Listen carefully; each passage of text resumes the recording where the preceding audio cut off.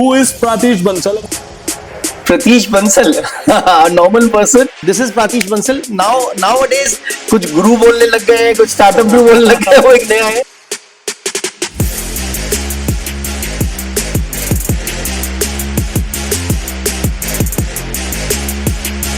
Risk अगर वो calculated है तो वो रिस्क नहीं है.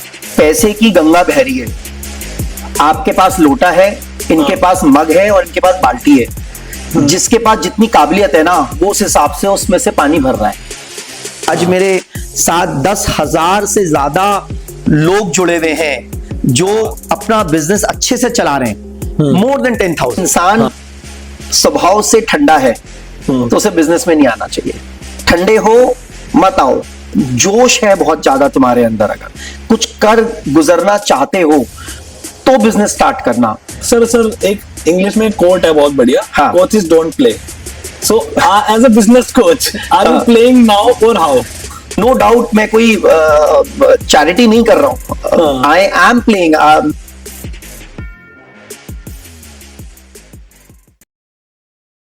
Hello guys, welcome to our exclusive podcast. I am your host Chirag and मेरे साथ है आज बहुत ही प्रोमिनेंट पर्सनैलिटी जिन्हें हम बिजनेस गुरु कहते हैं. स्टार्टअप्स के आइडियाज इनके पास ऐसे हैं कि अगर आप ये वीडियो एंड तक देख के जा रहे हो तो भाई कल ही आप कुछ ना कुछ करके मान जाओगे. प्रतीश बंसल जी, कैसे हैं सर आप? Thank you. Great. I am doing very good. Perfect.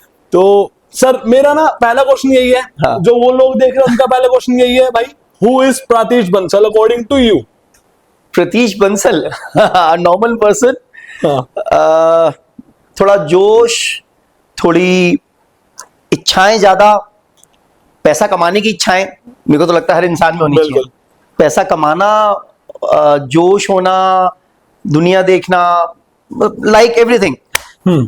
तो दिस इज प्रातीश बंसल. नाउअडेज कुछ गुरु बोलने लग गए हैं, कुछ स्टार्टअप गुरु बोलने लग गए हैं, वो एक नया है. लेकिन otherwise I am a normal person. Nothing great.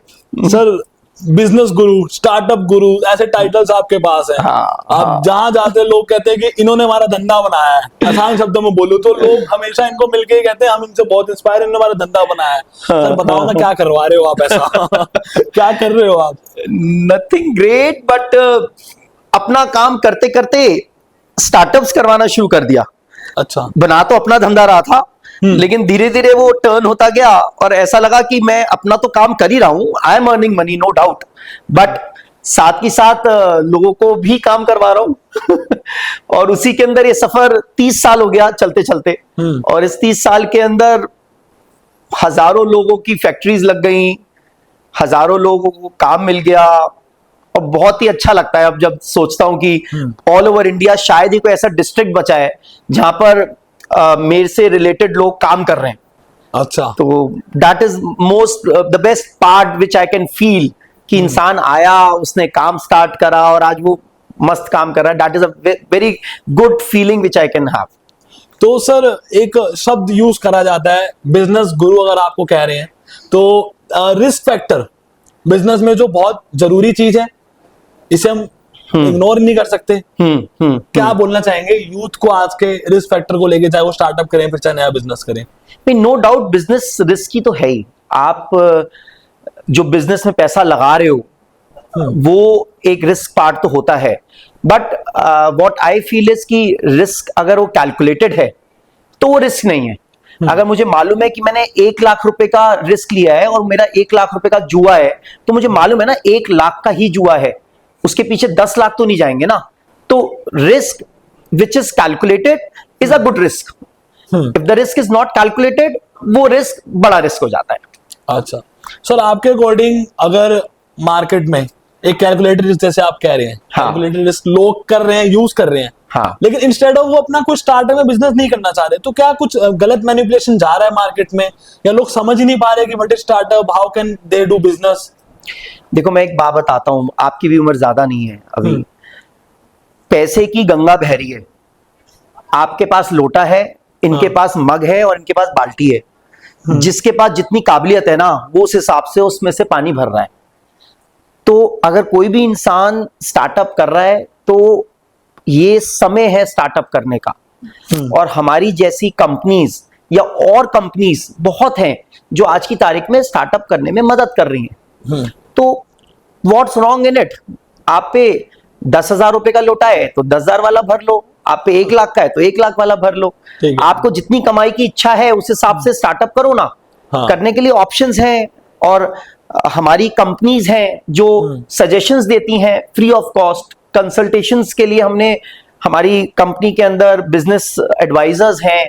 खाली मैं अपनी कंपनी की नहीं कह रहा, it's just for a public.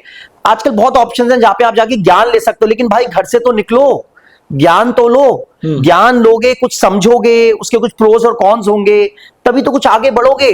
खाली बैठे रहना और ये सोचना कि मैं धनवान बन जाऊंगा, और पैसे की बारिश कभी किसी के पास नहीं होती। बगैर मेहनत करे पैसा कभी नहीं आता किसी के पास, चाहे वो मैं हूं चाहे कोई भी इंसान। तो फर्स्ट मूव फॉरवर्ड कि हाँ मैं कुछ करना चाहता हूं, और उसके बाद उसको एक्सप्लोर करो। एक्सप्लोर करने के बाद सोचो कि ये सही है या गलत है, लेकिन एक्सप्लोर तो करो एटलीस्ट। खाली यूट्यूब के ऊपर वीडियोस देखने में या रील्स देखने के अंदर अगर जिंदगी बीत रही है तो उससे कुछ हासिल नहीं होने वाला। खाली देखने से कुछ नहीं होगा ना, you have to step out. थोड़ा चेकआउट करो बाजार को। तो अभी तक आपने देखा, आपको लग गया होगा कितनी इंटरेस्टिंग पर्सनैलिटी ये है जिनसे हमारा इंटरव्यू कंटिन्यू होने वाला है। सर हम चाहेंगे लोग कुछ सीख के जाए हमसे आज। नहीं 100%। मैं अपने 30 साल का पूरा एक्सपीरियंस देने वाला हूँ। बिल्कुल, तो 30 साल का एक्सपीरियंस हम कोशिश करेंगे जितना शॉर्ट में हो पाए और जितना ब्रीफली दे पाए। तो हम स्टार्टिंग से स्टार्ट करते हैं सर। आपने जब स्टार्ट करा बिजनेस अपना, या आपने जैसे भी आपने बिजनेस गुरु की आज प्रतिमा हासिल कर ली है, लेकिन वो 30 साल पहले वाले प्रातिज बंसल कैसे थे? क्या टिप्स आपने यूज करी जिससे आप इतना सक्सेसफुल हो पाए आज? देखिए क्या हुआ, मैंने कैसे बिजनेस स्टार्ट करा, मैं अपनी बात कर रहा हूँ, सिंपल अपनी बात कर रहा हूँ, ठीक है। मैंने जब बिजनेस स्टार्ट करा तो हम ना एक हैंड प्रेस बेचते थे। हैंड प्रेस एक चीज होती है, लोहे की मशीन होती है जो 50 किलो के आसपास होती है, और पंजाब के अंदर अमृतसर साइड के अंदर उसकी कास्टिंग होती थी, हम उसकी ट्रेडिंग करते थे। अच्छा। तो हमारे पास कुछ लोग उस हैंड प्रेस को लेने आते थे और उसके अंदर वो दोना बनाते थे। तो वो दोना जो बनाते थे वो मैनुअली इंसान कागज रखता था, मशीन घुमाता था तो एक दोना बनता था, फिर कागज रखता था, मशीन दूसरे हाथ से घुमाता था, फिर दूसरा दोना बनता था। वो बेचारा पूरे दिन के अंदर मैक्सिमम 500-700 दोना बनाता था एक दिन के अंदर। In one day that's it, 500-700 दोना। मेहनत भी काफी थी, पूरे दिन मेहनत लगती थी उसके हाथ में, मेरे को तो लगता है दर्द हो जाता होगा। हाँ, तो हमने सोचा यार ये इंसान इस आइटम को बना रहा है और ये चाहता भी ज्यादा बनाना है, क्यों नहीं बना पा रहा। तो सबसे पहले मैंने एक मशीन के बारे में सोचा कि जो दोना ज्यादा बना सके। तो एक 5,500 रुपए की मशीन मैंने इन्वेंट करी। ये बात मैं समथिंग 28 साल पहले की कर रहा हूँ, समथिंग 28 साल पहले की। तो मैंने मुझे आज तक उसका प्राइस याद है कि मेरा सेलिंग प्राइस वो 5,500। I remember it. 5,500 की मशीन मैंने बनाई जिसके अंदर पैर से मैं पैडल मारता था, आदमी वो दोने का कागज ऊपर से डालता था, पैडल मारता था, दोना नीचे टपकता था। तो वो जो प्रोडक्शन 500-700 पीस की थी ना, वो लगभग 2,000 हो गई, 3 टाइम बढ़ गई। तो फ्रॉम दैट आई थॉट कि यार किसी भी काम को सबसे पहले ऑटोमाइज करो। तो ऑटोमेशन का जो कीला घुसा ना अंदर कि इसकी प्रोडक्शन को कैसे बढ़ाएं, इसकी प्रोडक्शन को कैसे बढ़ाएं, वो बस जब से लेकर अभी तक फ्लाई कर रहा है मामला। हम हर वक्त यही देखते रहते हैं कि हम किसी भी चीज को कैसे ऑटोमाइज करें जिससे प्रोडक्शन ज्यादा आ जाए, उसकी कॉस्टिंग्स कम आ जाए। तो वही रीजन है कि हम उस काम को, मतलब दिस वाज माय स्टार्टिंग कि हमने उसको 2,000 पीस का बनाया, फिर हमने 5,000 पीस की प्रोडक्शन का बनाया, फिर वो मशीन हमने लोगों को दी बना करके। तो जब तक हम तो सिर्फ मशीन बनाने वाले आदमी थे, तो उस टाइम तक हम लोग कंसल्टेंसी नहीं करते थे कि भाई तू क्या करेगा क्या नहीं करेगा। हमने मशीन बना दी, भाई तेरे को अच्छी लग रही है तो ले जा, नहीं अच्छी लग रही है छोड़ जा, ऐसा सा भाव होता था उस टाइम पर हम लोगों का। फिर हमने जब देखा कि यार मशीन बनाई, कोई इंसान लेकर गया उसको, फिर उसने अपने हर्डल्स बताए कि हाँ जी मेरे को इस टाइप की प्रॉब्लम हो रही है कि भाई साहब मेरी कॉस्टिंग कम आ रही है, मेरी बिजली ज्यादा लग रही है। तो इट्स अ रेगुलर प्रोसेस। जब आप कस्टमर की सुनते हो, उसको इम्प्लीमेंट करते हो, फिर एक नया प्रोडक्ट नया बन के निकलता है। तो धीरे धीरे धीरे धीरे हमारे पास वो लोग आने लगे जो एक नया बिजनेस शुरू करना चाहते थे। ओके। वो मशीन हम बना रहे थे, प्रोडक्शन दे रहे थे, लेकिन लोग जो आने लगे फिर उन्होंने बोला कि जी मुझे पेपर प्लेट बनाना है, किसी ने बोला मुझे थाली बनानी है, किसी ने बोला मुझे पेपर कप बनाना है, किसी ने बोला मुझे टिश्यू पेपर बनाना है। तो like the field started growing. Customer आकर हमसे कुछ मांग रहा है और वो कस्टमर वही है जो एक नया बिजनेस शुरू करना चाहता है। तो जो इंसान एक नया बिजनेस शुरू करना चाहता है, हम उसको ऑप्शंस देने लगे।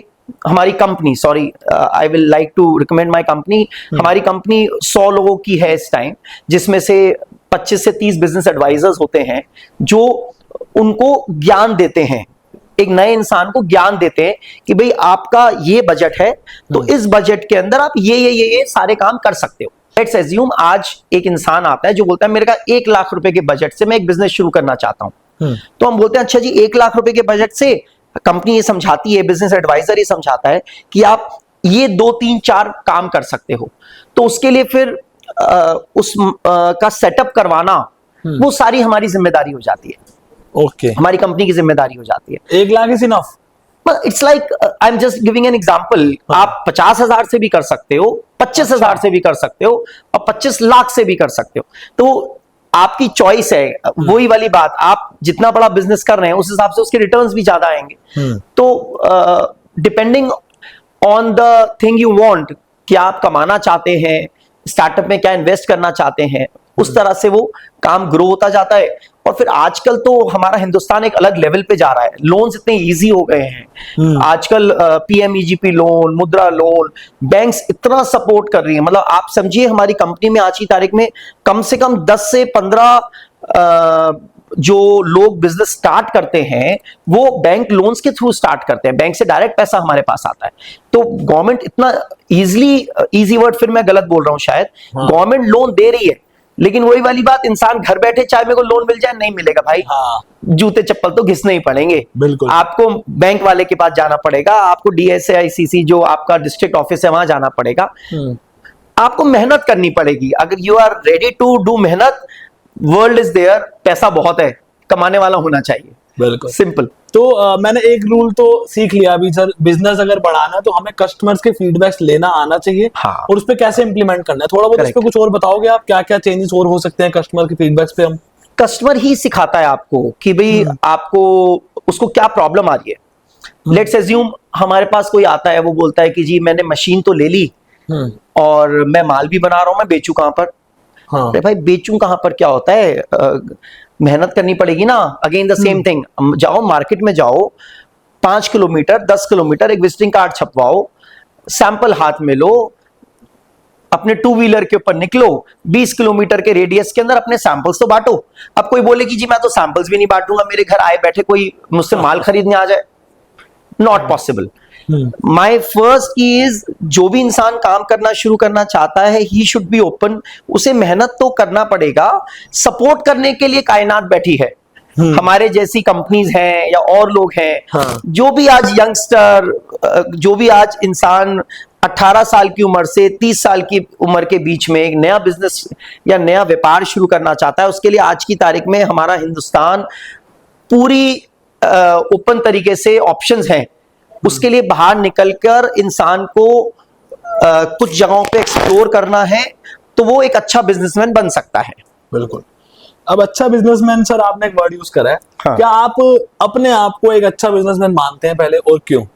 मैं तो अपने आप को अच्छा बिजनेसमैन मानता हूं। आज मेरे साथ 10,000 से ज्यादा लोग जुड़े हुए हैं जो अपना बिजनेस अच्छे से चला रहे हैं। मोर देन 10,000 हमारी कंपनी के साथ, मैं अपने साथ नहीं बोलना चाहूंगा, मेरी कंपनी के साथ 10,000 से ज्यादा ऐसे बिजनेसेस चल रहे हैं जिन्होंने हमारे साथ मिल करके बिजनेस स्टार्ट करा, and they are growing like very good. लाखों रुपए महीना, करोड़ों रुपए महीना कमा रहे हैं। ऐसे ऐसे यूनिट है जहां पर 100 इंसान एक फैक्ट्री में काम कर रहा है, 100 आदमी एक फैक्ट्री में काम कर रहा है। और ऐसे भी लोग हैं जहां पर इंसान जिसने मशीन खरीदी है वो खुद काम कर रहा है। तो हर किस्म के लोग हैं, वो अपने स्वभाव के हिसाब से काम कर रहे हैं।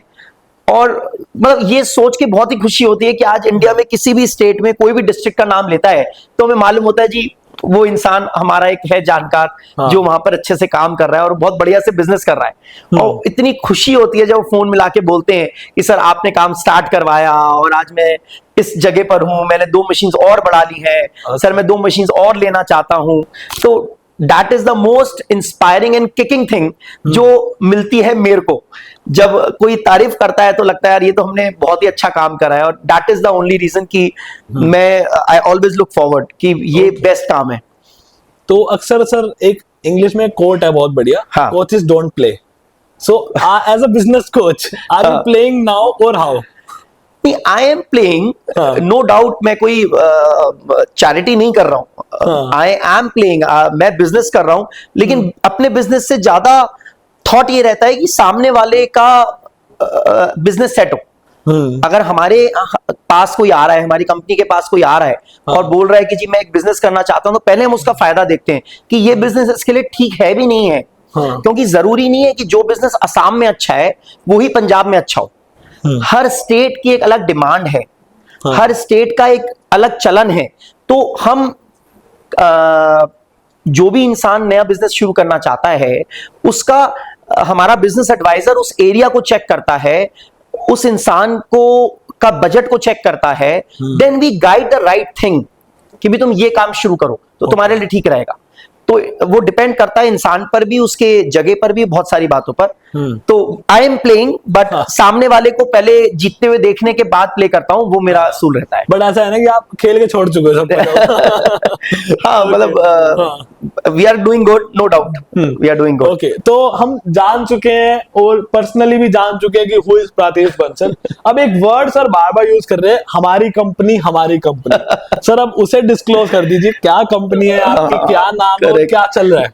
Delhi core and lamination company का नाम, अभी प्राइवेट लिमिटेड हो गई है तो बोलने में याद है, Delhi core and lamination private limited, Delhi में एस्टैब्लिश्ड है कंपनी। और now it's the company is on auto mode. मैं लोगों से मिलता हूँ, मैं ऑफिस में रहता हूँ, जो लोग आते हैं बाहर से, अगर कोई मुझसे मिलना चाहता है तो आई मीट देम, और बस सोशलाइज करता हूँ लोगों के साथ में। लेकिन कंपनी में ऐसे अच्छी टीम है हमारे पास जो बिजनेस को अच्छे से चला रही है, और वही चीज सिखाया है, और कंपनी का स्लोगन भी यही है कि आपकी कामयाबी में हमारी कामयाबी। तो हमने अपनी कंपनी का स्लोगन भी वही रखा है कि आपकी कामयाबी, मतलब पहले आप कामयाब होंगे तो ही हम कामयाब होंगे। तो हम कोशिश करते हैं कि सामने वाले को जो भी हम सजेशन दे रहे हैं या उसकी मदद जिस डायरेक्शन में भी कर रहे हैं, वो बिजनेस उसका 100% सक्सेसफुल हो। और अगर वो सक्सेसफुल होगा तो हमें तो ग्रोथ मिल ही जाती है, नो डाउट। हर टाइप से ग्रोथ मिलती है, नो तो डाउट। ये कंपनी, यही कंपनी है जो आपने 30 साल पहले स्टार्ट करी थी? यही कंपनी है जो स्टार्ट करी थी, और अभी मेरे नेक्स्ट जनरेशन भी इस बिजनेस में आ चुका है। तो Chirag and Vansh are there who are taking care of the business. तो we are happy to serve people. लोग दूर दूर से आते हैं, रोज हमारे पास करीबन 10 से 15 लोग वॉक इन करते हैं, आते हैं, जो अलग अलग स्टेट से, बहुत बहुत दूर से आते हैं। तो बहुत अच्छा लगता है, लोग आके डिस्कस करते हैं, हम उन्हें गाइड करते हैं। हम बोलते हैं आओ, देखो, घर जाओ, आराम से सोचो, explore your market, check the product जो हम लोग रिकमेंड कर रहे हैं।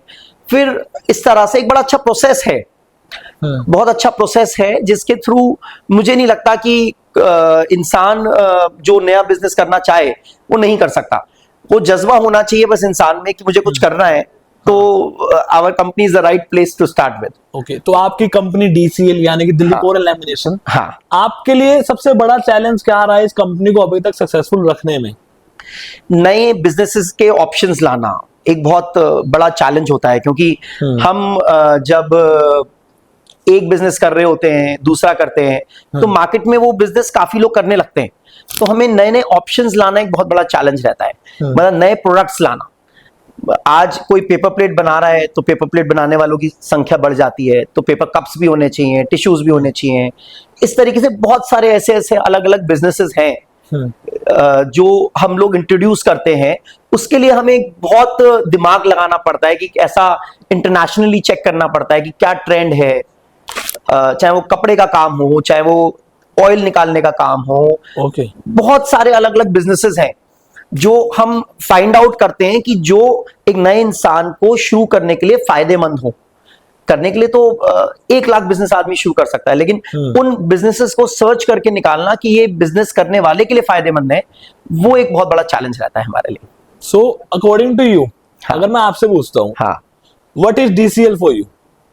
DCL is everything for me, मेरी जिंदगी है वो। मैं DCL की टीम और DCL के जितने भी हमसे लिंक्ड लोग हैं जिन्होंने हमारे साथ मिलके काम करा, I feel they are family for me, because आज वो है तो हम हैं, यही एक रीजन है। आज किसी डिस्ट्रिक्ट के अंदर कोई भाई बैठ के काम कर रहा है और वो एक अच्छा व्यापार चला रहा है, तो वो अपने पड़ोस में, अपने गांव में, पूरे में बताता है कि हाँ जी मैं दिल्ली गया था, मैंने वहां से मशीन खरीदी, मेरे को एक कंपनी थी जिसने ये सारा काम शुरू करवाया। काम शुरू करवाना छोटा शब्द नहीं होता, काम शुरू करवाना एक बहुत बड़ा शब्द होता है। सामने वाले को कहाँ से रॉ मटेरियल लेना है, कौन सी मशीन अच्छी है जिससे वो ज्यादा प्रोडक्शन निकाल के कमा सकता है, माल कहाँ बेचना है, फिर मशीन की देखभाल के लिए आफ्टर सेल्स का मैटर, सर्विसिंग से रिलेटेड काम, ये एक सारा एक 360 डिग्री काम है जो एक इंसान को जरूरी है नया बिजनेस खड़ा करने के लिए। और वो हम सीख गए हैं इतने सालों में कि एक नए इंसान को बिजनेस शुरू करने के लिए क्या क्या चाहिए और उसे कहां कहां पे रुकावटें आती हैं, कहां कहां पे रुकावटें आती हैं। एक आदमी मशीन लेता है, उसे रॉ मटेरियल नहीं मिलता। एक आदमी को मशीन मिल जाता है, रॉ मटेरियल मिल जाता है, तो माल नहीं बेच पाता। माल बेचना शुरू कर देता है तो उसको मशीन की प्रॉब्लम्स में झूल जाता है वो, कि मैं उसको मेंटेन कैसे करूं। तो ये सारी प्रॉब्लम्स हैं जिसको हमने ओवरकम करा है पिछले 25 से 30 सालों में, और हम यहां तक इसलिए पहुंच पाए हैं कि हम उनकी प्रॉब्लम्स को जज करके उनको वो सारी चीजें मुहैया कराते हैं कि एक इंसान अपने पैरों पे खड़ा हो सके। वो एक बहुत ही इंपॉर्टेंट पॉइंट है। बिल्कुल। तो सर डीसीएल की जो लेगेसी है वो आप बना चुके हो, बट सबसे मुश्किल टास्क रहता है लेगेसी को मेंटेन रखना। तो क्या सोच रहे हो, फ्यूचर प्लान्स क्या है आपको डीसीएल को लेकर? Future plans, we are trying to open more than 100 branches all over India. हम चाहते हैं कि अब हम अपने जो इंसान एक नया स्टार्टअप करना चाहता है, हम उसके नजदीक जाएं, हम और गहराई में उसके नजदीक जाएं, उस एरिया के हिसाब से। अगर कोई इंसान असम से आ रहा है तो असम में ही पहुंच जाएं और असम की मार्केट को एक्सप्लोर करके उसको एक बिजनेस का ऑप्शन दे सकें। तो ये हमारे फ्यूचर प्लान्स हैं और hopefully we will do good. So next generation is also in the business. हमारी टीम बहुत अच्छी है, हमारे पास 20-20 साल पुराने लोग हैं जो हमारे साथ डीसीएल के साथ जुड़े हुए हैं। तो दिस इज गॉड गिफ्ट जो हमें मिला है कि लोग हमारे साथ जुड़ के काम कर रहे हैं, चाहे वो कंपनी की टीम हो या हमारे कस्टमर्स हो, सभी लोग मिलकर के काम कर रहे हैं। वो एक सबसे अच्छी जीत है। तो जैसे आप कह रहे हैं आपकी नेक्स्ट जनरेशन आ चुकी है, तो एक फैमिली बिजनेस आ गया है, तो सर वो कैसा रहता है सर? क्योंकि यहाँ का एक माहौल अलग है, घर का एक माहौल अलग है, यहाँ की चीजें घर नहीं जानी चाहिए, घर की चीजें यहाँ नहीं आनी चाहिए, वैसे कोई टेंशन रहती है? नहीं, थोड़ा सा डाइनिंग टेबल तक कभी कभार कुछ टेंशन पहुंचती है, नो डाउट। डाइनिंग टेबल पे कभी कभी कुछ टेंशन पहुंचती है, but we stop each other, we will discuss tomorrow in the office only. तो ये तरीका है। नो डाउट अगर आप फैमिली बिजनेस में हैं तो घर तक बातें तो पहुंचती हैं। क्या टिप्स देंगे आप? मैं यही पूछ रहा था कि फैमिली बिजनेस कर रहे हैं काफी लोग, बुरी बात नहीं है। फैमिली बिजनेस करने वालों को आजकल बड़ा ही तुम्हारे यूथ के अंदर पंगा है, मैं अपना कुछ करूंगा। अरे अपना कुछ करूंगा क्या होता है भाई? जो फैमिली का बिजनेस है वो भी तो अपना ही है, उसमें कुछ करके दिखा दो। अपना ही कुछ उखाड़ना है तो जो फैमिली बिजनेस चल रहा था उसमें कुछ करके दिखा दो ना। तो I am very much towards family business people. अगर उनके फैमिली में पहले से चल रहा है तो उन्हें नेक्स्ट जनरेशन को उसको अच्छे से संभाल करके और उसे 10x करने की, 100x करने की प्लानिंग करनी चाहिए। अपना क्या होता है, अपना ही तो है वो। और जो लोग नया स्टार्टअप कर रहे हैं उन्हें भी बिजनेस को एज अ लेगेसी सोचना चाहिए कि आज मैं इसे स्टार्ट कर रहा हूं और ये आगे चलेगा। ये जो फैशन है ना आजकल, कंपनी बनाओ और बेचो, I am not with that. मेरे को वो कल्चर समझ नहीं आता कि कंपनी बनाओ और बेचो, मैंने से 100 करोड़ का बेचा, मैंने से 500 करोड़ का बेचा। अरे भाई, जब इस लाइक कंपनी है जो कमा रही है तो उसे बेचना क्यों है यार? चलाओ ना उसे। और हमारा तो इंडिया इज एक अलग लेवल पे है इस टाइम। और मतलब आई विल से कि कोई भी इंसान जो ग्रेजुएशन कर चुका है, आज उनके पास जॉब के ऑप्शन जरूर हैं, लेकिन startup is the right time for India. Startup is the right time. आदमी को बिजनेस में घुसना चाहिए इस समय के अंदर। अच्छा, अकॉर्डिंग टू यू क्या बेनिफिट्स हैं सर स्टार्टअप करने के? यूथ जो देख रहा है हमें, जिसने अभी 12th पास कर ली है या जो ग्रेजुएशन कर चुका है अपने, उसके हिसाब से क्या क्या फायदे रहते हैं सर स्टार्टअप अपने करने के, अपना बिजनेस करने के? अगर यूथ वर्ड यूज करूं, एक इंसान स्वभाव से ठंडा है तो उसे बिजनेस में नहीं आना चाहिए। मेरा की है, मतलब I am using very typical देसी लैंग्वेज। ठंडे हो मत आओ, जोश है बहुत ज्यादा तुम्हारे अंदर, अगर कुछ कर गुजरना चाहते हो तो बिजनेस स्टार्ट करना, क्योंकि job is a 8 hours duty, business for a startup is a 16 hours duty. 16 घंटे मेहनत करोगे तो स्टार्टअप खड़ा होता है, 8 घंटे करना है काम तो you can start with a job. तो ये एक मूल मंत्र है, अपने आप को जज कर लो मैं कौन हूं। अगर मैं 16 घंटे मेहनत करने के लिए तैयार हूं तो बिजनेस स्टार्टअप में जरूर आ जाओ, कायनात तुम्हारा साथ देगी अगर आप में वो जोश है तो। और अगर आप एक शांत स्वभाव के इंसान हैं, गो फॉर जॉब। ओके, तो मान लो सर मैं एक कॉमनर आपसे एक चीज पूछना चाह रहा हूँ। हाँ। मेरे को बिजनेस स्टार्ट करना है। हाँ। मैं 1 लाख रुपए लेके आपके पास आ गया, मोटा मोटा बताता हूँ ठीक आपको। है। जैसे आपने कहा 50,000 रुपए भी स्टार्ट हो गया, 25,000 में, बट मैं 1 लाख लेके आ गया। हाँ। अब क्या गारंटी है कि कब तक मैं उस 1 लाख को डबल कर पाऊंगा, कितने मंथ्स मुझे लगेंगे और कितना मुश्किल रहेगा मेरे लिए उन मशीनों के साथ काम करना जो आप बना रहे हैं? देखिए, आप 1 लाख रुपए लेकर आए हैं। हाँ। तो 1 लाख हमारे लिए इस टाइम बहुत छोटा मैटर है। हमारे लिए मैटर ये है, पहला आप कहां से आए हैं, आपके पास क्या इंफ्रास्ट्रक्चर है और क्या बजट आता है, तीसरी बात पर। तो लेट्स अज्यूम आप आए हैं, हम एग्जांपल देते हैं, हिमाचल से आए हैं, हिमाचल प्रदेश से आप आए हैं। तो हिमाचल प्रदेश से आप आए हैं तो हम देखेंगे कि आप किस जगह पर हैं, वहां पर पॉपुलेशन कैसी है, आपका कंज्यूमर जो है वो किस नेचर का है। अगर आपके पास पॉपुलेशन जिस किस्म की है उस हिसाब से हम बिजनेस गाइड करेंगे आपको, मतलब हमारी कंपनी गाइड करेगी आपको। तो वो पूरा पहले ना 360 डिग्री आपका एनालिसिस होगा कि आप वहां पर कौन सा बिजनेस करें जो आप वहां सक्सेसफुल हो सके। ठीक है, फिर उस बजट के अकॉर्डिंगली बिजनेस बताया जाएगा, फिर आपको सजेशन दिया जाएगा कि आप जाइए और उस प्रोडक्ट को लेकर के अपनी मार्केट को चेक करिए।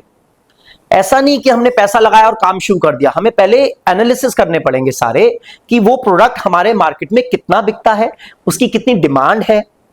हम कोई ऐसा बिजनेस तो नहीं कर रहे जिसकी डिमांड ही नहीं है, करेक्ट ना। तो हम पहले हमने अपने पूरी टीम को, जो भी हमारे बिजनेस एडवाइजर्स हैं, उनको एक ही मूल मंत्र दे रखा है कि वो पहले एनालाइज करें आपकी जगह को, आपको उस एरिया को, कि हमारे प्रोडक्ट में उतनी जान है नहीं है, वो वहां बिकेगा नहीं बिकेगा। और फिर हम उसके बारे में आगे बढ़ते हैं। फिर हम आपको उस मशीन से रिलेटेड बताते हैं कि भाई ये मशीन इस काम के लिए बेस्ट रहेगी। फिर उसके लिए एक टेक्नीशियन जाता है जो उस मशीन को चालू करता है, आपको सिखाता है। अच्छा। उस मशीन के अंदर जो रॉ मटेरियल लगेगा उसकी सोर्सिंग देते हैं कि भाई आपको उस मशीन से रिलेटेड रॉ मटेरियल कहां से लेने में सबसे सस्ता पड़ेगा।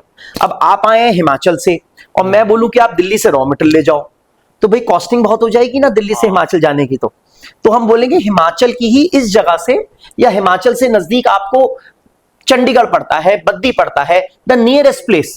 मैं आपको कुछ अंडरलाइन टिप्स दे रहा हूं खाली अभी, मतलब जस्ट एन आइडिया कि हम क्या करते हैं। वो बहुत डेप्थ में करा जाता है। तो आप हिमाचल से आए हैं तो आपसे नियरेस्ट रॉ मटेरियल मैन्युफैक्चरर से हम आपको मिलवाएंगे। आप उसकी प्रोडक्शन करके पैकेजिंग कैसे करेंगे, उस माल को किस एरिया में बेचेंगे, वो रॉ मटेरियल की प्राइसिंग क्या है, उस मशीन से बनने के बाद वो कितने का कॉस्ट करेगा और फिर वो कितने का बिकेगा। और इसकी पूरी कैलकुलेशन निकाली जाती है कि महीने में आप उससे क्या अर्न करने वाले हैं। आप जो प्रोडक्शन निकालेंगे उतनी बेच भी पाएंगे नहीं बेच पाएंगे। ये बहुत बड़ा एक सिस्टम हमने क्रिएट करा है अपनी कंपनी में, एक बहुत अच्छा सिस्टम क्रिएट करा है जिसमें उस बिजनेस को हम इतनी अच्छे से एनालाइज करते हैं कि अगर भगवान की ही कुछ गलत निगाह होगी तो हम उसमें फेल होंगे, अदरवाइज हम फेल होने के कोई चांसेस छोड़ते नहीं है उस बिजनेस में। तो सर जैसे इतनी डेप्थ आप बता रहे हैं, थोड़ा सा अगर हम कोई आपके एक मशीन को अंडरलाइन लेके उस प्रॉफिट मार्जिन हमें आप समझा सकते हैं कैसा रहता है इसमें, रॉ मटेरियल, मार्केटिंग करके, इन्वेस्टमेंट करके, सब कुछ। फॉर एन एग्जाम्पल अगर हम बात करें, आदमी 1 से 1.5 लाख रुपए लगाना चाहता है, 1.5 लाख रुपए लगाने की हम फिगर पकड़ते हैं पहले, तो उसके अंदर लाख रुपए करीब की मशीन आती है, 10-20 हजार रुपए के डिफरेंट मोल्ड्स आ जाते हैं, 20-30 हजार रुपए उसको रॉ मटेरियल में लगाने होते हैं। तो let's go to the budget of 2 lakh rupees then, कि 2 लाख रुपए तक का बजट हो गया, जिसमें उसने 1 से 1.5 लाख रुपए तो अपनी मशीन्स पर और अपने raw material machine and mould और सेटअप पे लगा दिया, 50-60 हजार रुपए उसने रॉ मटेरियल में लगा दिया। तो इस सेटअप को लगा करके आदमी महीने का 30 हजार रुपए अच्छा आराम से निकाल सकता है, बहुत ही मिनिमम फिगर्स की बात कर रहा हूं मैं। अगर कोई वही वाली बात, अगर उसमें जोश है, वो अपनी सेलिंग पावर्स उसमें ज्यादा है, तो वो उसी मशीन से 30 की जगह 50,000 रुपए भी निकाल सकता है। लेकिन हाँ, एक एवरेज इंसान 30,000 रुपए एक मशीन से निकाल सकता है। तो अगर आज की तारीख में अपने घर में रहकर, कहीं हमें दूर नहीं जाना नौकरी करने, अपना शहर नहीं छोड़ना, अपना गांव नहीं छोड़ना, और अपने घर में रह करके अपनी माँ के हाथ का खाना खाते हुए अपना बिजनेस कोई कर सकता है, तो मेरे को लगता है बहुत अच्छी बात है, उसे कहीं नहीं जाना चाहिए। बिल्कुल। अपने टाउन को ग्रो करे, अपने आस पड़ोस को भी तो ग्रोथ मिल रही है ना। अगर कोई एक गांव में एक मशीन लगती है तो उस पूरे गांव को ग्रोथ मिलती है। उसके युवा को पता लगता है कि भाई एक फैक्ट्री चालू हुई तो दूसरी फैक्ट्री लगाने की हिम्मत करता है। क्या जरूरी है गांव के इंसान को शहर आके नौकरी करने की? मतलब आई मे बी अ लिटिल, मैं थोड़ा सा हो सकता है गलत साउंड कर सकूं, लेकिन मैं तो ये कहता हूं भाई क्यों आना है गांव से दिल्ली काम करने को या किसी भी शहर जाने के लिए। आज हमारे पास गांव में ऑप्शंस हैं कि वो एक अपने घर के अंदर, घर के कमरे से अपने घर के, अपने माँ के हाथ का खाना खाते खाते एक अच्छा व्यापार खड़ा कर सकता है, अच्छा पैसा कमा सकता है। तो हम क्यों जाएं शहर काम करने? क्या जरूरत है? हमारा बेटर ऑप्शन यही है। बेटर ऑप्शन है। तो क्या लोगों को, जैसे सर नहीं, चलो हम एग्जांपल ऐसा कॉमन लेके चल रहे हैं। हाँ। मैंने मशीन ले ली है, मैंने आपसे रॉ मटेरियल का भी कर लिया। हाँ। अब मेन दिक्कत आती है सर मोटा मोटा मार्केटिंग में कि बेचे किसको, क्योंकि कॉम्पिटिशन है सर, इस चीज में कॉम्पिटिशन बहुत ज्यादा है। हाँ। तो वो मैं अपने इलाके में ही सामान फिर वो कैसे बेच पाऊंगा? मैं होलसेलर से कनेक्ट करूं, मैं रिटेलर से कनेक्ट करूं, मैं किससे कनेक्ट करूं फिर?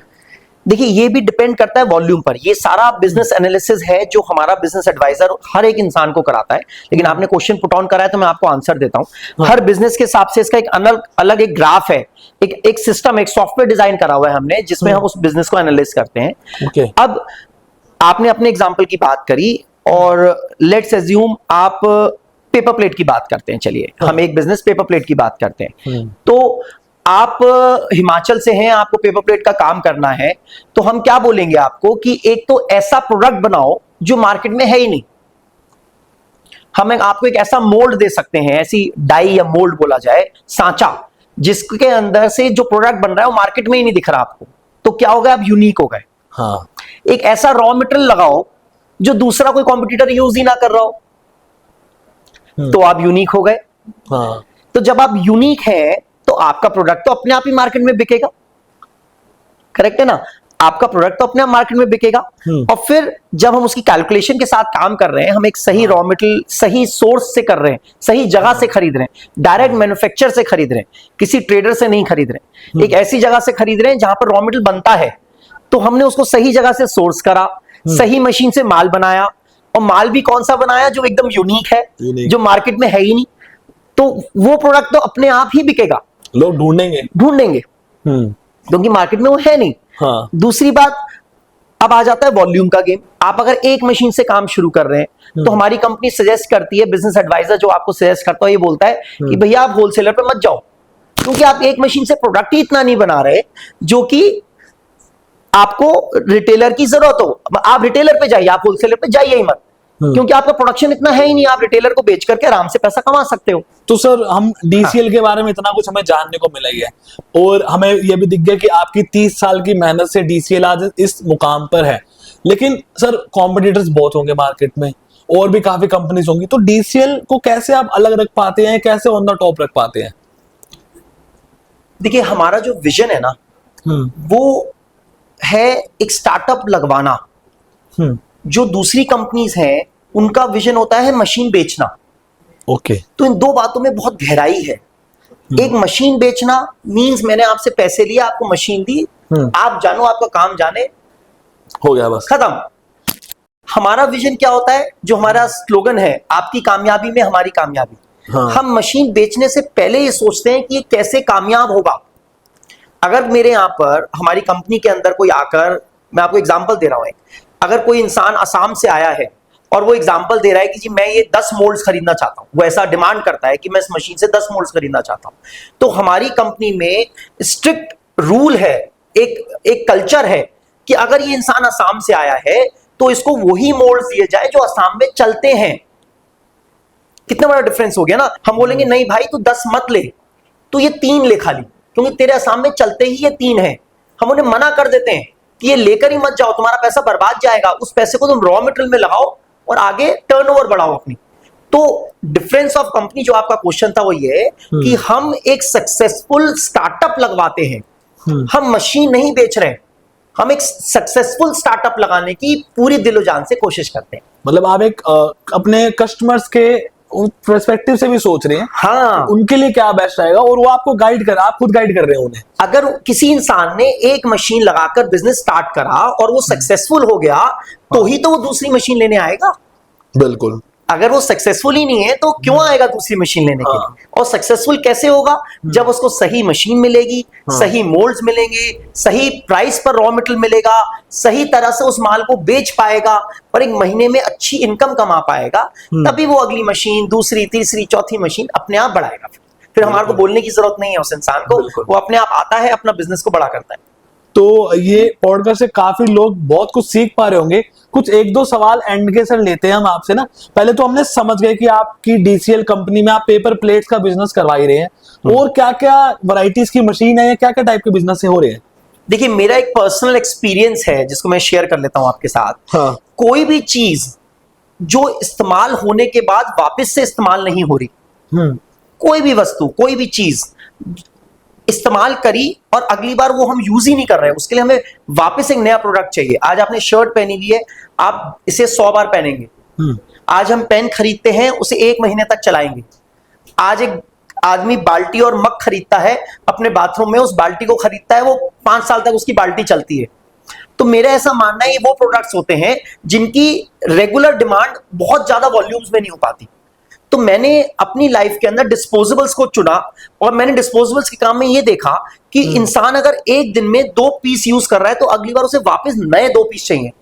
तो वापस 2 नए पीस का मतलब क्या हुआ कि उसे वापस 2 नए पीस खरीदने हैं। तो इसका मतलब जो मैन्युफैक्चरर है उसका तो फायदे का गेम है ना। जो मैन्युफैक्चरर है, जो फैक्ट्री चला रहा है, उसका तो फायदे का गेम है। उसका तो एक ही कस्टमर बार बार वो गोलगप्पे भी खा रहा है, वो खाना भी खा रहा है, वो चाय भी पी रहा है, वो बर्गर खा के टिश्यू भी यूज कर रहा है। तो डिस्पोजेबल में कितनी चीजें हैं। आज आप घर में रोटी बनाते हैं तो उसको आप रैप करते हैं, अब वो रैपर को वापस तो नहीं यूज करते। गोलगप्पा खाने के बाद उस दोने को वापस यूज नहीं करते।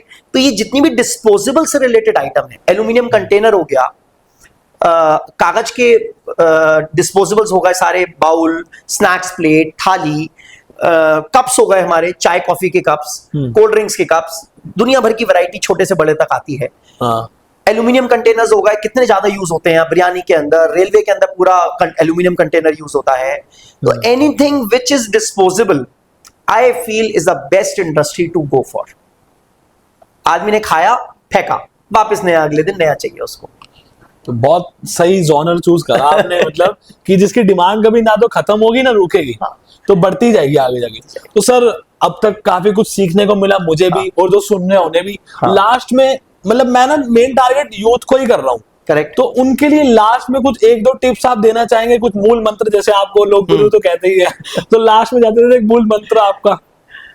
जोश होना चाहिए, पैसा कमाने की इच्छा होनी चाहिए, और उस पैसा कमाने की इच्छा के साथ जुनून होना चाहिए। खाली इच्छा तो हर एक में होती है। अगर अभी जितने भी लोग हमें सुन रहे हैं वो बोलेंगे कि मेरे को पैसा कमाने की इच्छा है, अरे भाई खाली इच्छा से कुछ नहीं होता। वो जुनून चाहिए जो इंसान को 16 घंटे काम करने पे मजबूर कर दे, मेहनत करवाए, बाहर निकले अपने घर से, एक्सप्लोर करे, देखे कि दुनिया में क्या क्या चल रहा है, हमारी कंपनी में आए, हमारी जैसी और कंपनीज में जाए, कुछ तो करे, घर बैठ के रील ना देखे और ये ना सोचे कि मुझे पैसा कमाना है। उसको देखने से पैसा नहीं आएगा। बिल्कुल। मेहनत करो, इच्छा रखो, बड़े सपने देखो, और उसके लिए मेहनत भी करो सपनों के साथ साथ। तो दैट इज द मेन मूल मंत्र टू बी सक्सेसफुल। तो thank you so much sir, बात करने के लिए एक बार फिर से आपका। थैंक यू चिराग। तो प्रतीश बंसल जी, जिन्हें हम बिजनेस गुरु के नाम से भी जानते हैं, 30 साल से इंडस्ट्री पे हैं, रूल कर रहे हैं, और डिस्पोजेबल इंडस्ट्री में गेम चेंजर निकल के आए हैं सर आप। तो बहुत अच्छा लगा मुझे सर से बात करके, एंड आपको सुन के बहुत अच्छा लगा होगा, और मेरे को लग रहा है कुछ लोगों ने नोट्स भी बना लिए होंगे इवन की क्या क्या पॉइंटर्स बोले हैं। तो फिलहाल इतना ही, मिलते हैं एक नेक्स्ट पॉडकास्ट में। Thank you.